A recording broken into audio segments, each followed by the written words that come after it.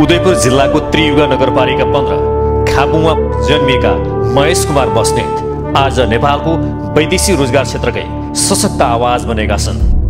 वैदेशिक रोजगार व्यवसाय र वैदेशिक रोजगारमा जाने व्यवसायको पक्षमा बुलन्द आवाज राख्न सक्ने बस्नेत असल र सफल वैदेशिक रोजगार व्यवसायी मध्येमा पर्दछन्।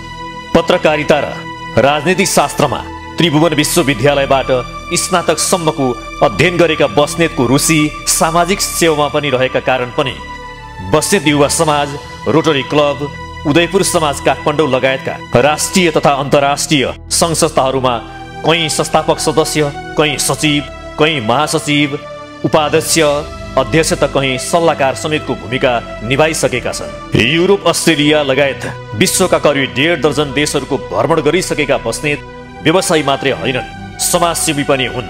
असल समाज निर्माणका लागि प्रष्ट वक्ता पनि हुन्। व्यवसायीका आवाज जुनसुकै ठाउँमा स्पष्ट राख्न सक्ने बस्नेत असल उद्यमी र कुशल व्यवस्थापक समेत हुन्। वैदेशिक रोजगार क्षेत्रको गहिरो अध्ययन पश्चात करिब 12 वर्ष अघि वैदेशिक रोजगार क्षेत्रमा सञ्चालकको रूपमा प्रवेश गरेका महेश कुमार बस्नेतले आफ्नो व्यवसायलाई मात्रै होइन, यो क्षेत्रलाई नै माथि उठाउने प्रतिबद्धता लिएका छन्। उनी ग्लोबल राइजिङ प्लेसमेन्ट प्रणालीका अध्यक्ष र संस्कार सहकारीका अध्यक्ष समेत हुन्। हाल महेश कुमार बस्नेत नेपाल लोकतान्त्रिक वैदेशिक रोजगार व्यवसायी एसोसिएसनका महासचिव हुन्।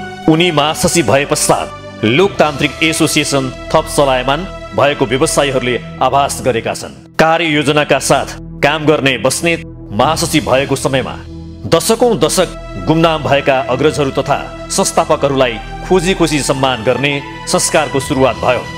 वार्षिक क्यालेन्डर प्रणाली लागू भयो। 30 कार्यक्रम, वृक्षारोपण कार्यक्रम, स्थापना दिवस जस्ता महत्त्वपूर्ण कार्यक्रमहरू सफलतापूर्वक सम्पन्न भयो। व्यवसायीका साझा मुद्दाहरू सरकारका निकायहरूमा पुर्याउन लोकतान्त्रिक एसोसिएसन सफल भयो, जसमा बस्नेतको पनि महत्त्वपूर्ण भूमिका स्पष्ट देखियो। व्यवसायीका समस्याहरूमा विभाग, प्रहरी र मन्त्रालयमा बस्नेतलाई व्यवसायीका साथमा देखियो। व्यवसायीका समस्यालाई आफ्नै समस्या मानेर सरकारी निकायमा उनी आवाज उठाइरहेका छन्। नीति निर्माणदेखि कार्यान्वयनसम्म वैदेशिक रोजगार व्यवसायलाई व्यवस्थित बनाउन उनले आफ्नो नेतृत्वदायी क्षमता देखाइसकेका छन्। सङ्घ भनेको व्यवसायीहरूको सर्वोच्च संस्था हो।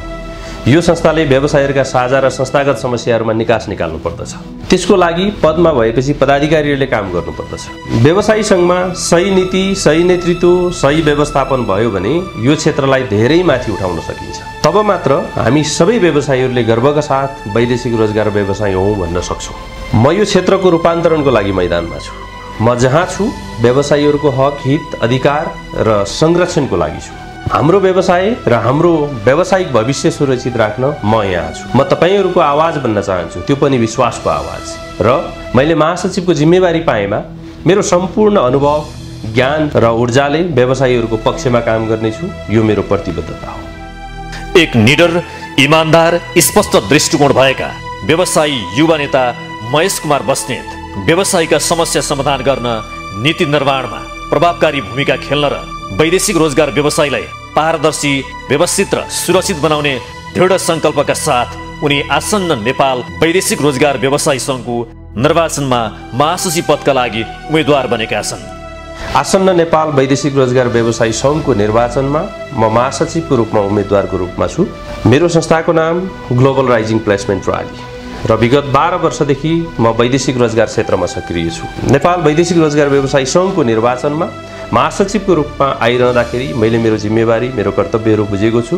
नेपाल वैदेशिक रोजगार व्यवसायी सङ्घले धेरै कामहरू गर्न बाँकी छ र सङ्घमा आम व्यवसायीहरूको समस्या, साझा समस्या, संस्थागत समस्याहरू स्पष्ट रूपमा बुझेर हाम्रो पेसालाई मर्यादित, व्यवस्थित र सम्मानित बनाउनको लागि मेरो भरपुर प्रयास रहनेछ। यसर्थ सम्पूर्ण व्यवसायीज्यूहरूलाई मेरो हार्दिक अनुरोध कि अत्याधिक मतले मलाई विजयी गराइदिनु हुन अनुरोध गर्दछु। महेश बस्नेत, तपाईँहरूको आवाज, तपाईँको नेतृत्व, परिवर्तनका लागि सशक्त महासचिव।